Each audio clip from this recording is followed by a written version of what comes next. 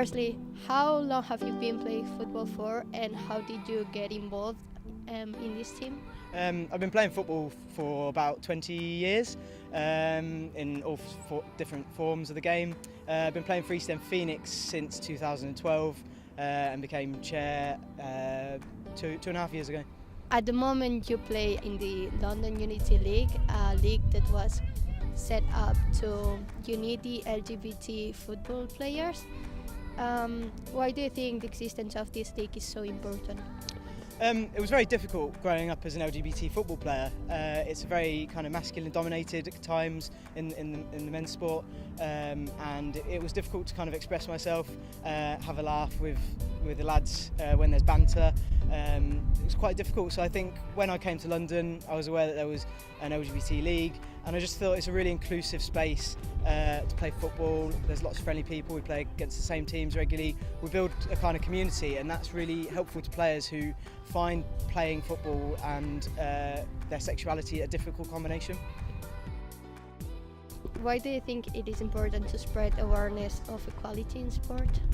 People deserve to have a chance to do what they want. They deserve the opportunity to play football without being discriminated, targeted, or made to feel not part of a team. Everybody deserves that right, and that's what we're here for. Do you think it is a sports problem or a social issue? I think it's both. I think you can't have one without the other.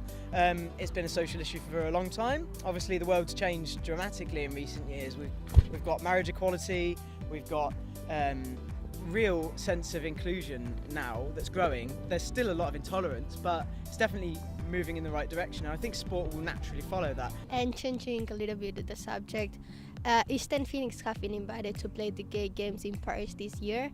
Have you ever been in an international sport event of this scale? Yeah, this will be our first time. So we're going to Paris in August to participate in the gay games. This will be the first time the club's participated in the gay games. It's our 10th year as a football club.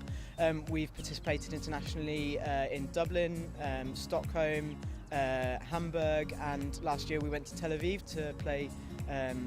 Well, impressive. Yeah, so we really enjoy kind of getting out there, seeing LGBT teams internationally, and promoting that kind of message of diversity. And how would you describe the state of LGBT-friendly football in the UK and what the future holds? So I think in the UK we're really fortunate to have a really good network of football teams. There are also supporters networks at some of the professional teams, and one of the teams in our leagues partnered with a professional football club, Charlton Athletic. So I think the situation is improving every time. That's not to say that there's not much more to do, and we'd always call on the FA to take further action to promote diversity and to kind of take action where there is inappropriate language or behaviour on the part of fans or players. And finally, are you optimistic when it comes to equality and inclusion in football? I think you have to be optimistic. I think if we weren't optimistic, well, there's no point in us coming down here. What we want to do is to provide a safe, inclusive and tolerant environment for players to participate. We obviously hope that openly LGBT players feel that they can go and pursue a professional football career in the future.